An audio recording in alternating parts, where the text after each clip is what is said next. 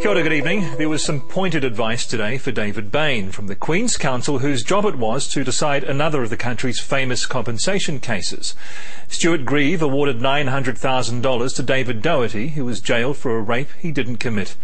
Bain was in jail for longer, so might reasonably expect much more. But Grieves' advice? Take your freedom and run. Why? Jane Luscombe reports.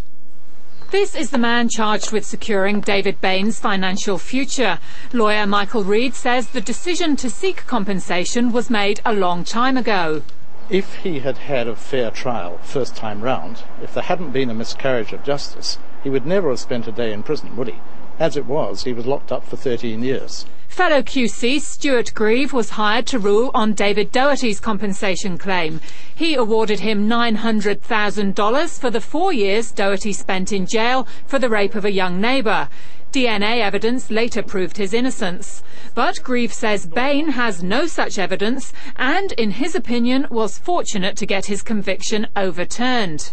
The decision could have gone the other way. And so my view would be take your freedom and run. That's not what Bain's team thinks. But what about the money?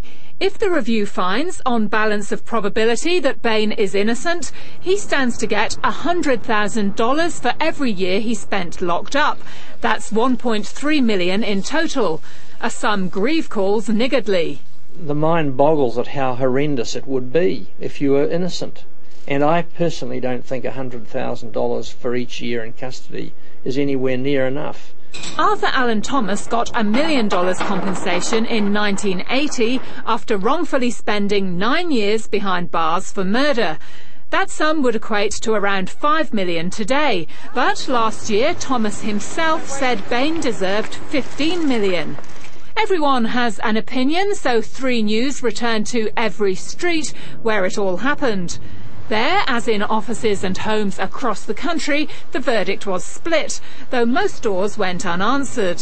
I don't really see that it's worth it because that money's going to have to come out of someone else's pocket in order to do it. Bain has never spoken about his case publicly and could still avoid doing so. It would be up to the lawyer appointed to review his case to decide, and even then it would be in private. Jane Luscombe, 3 News.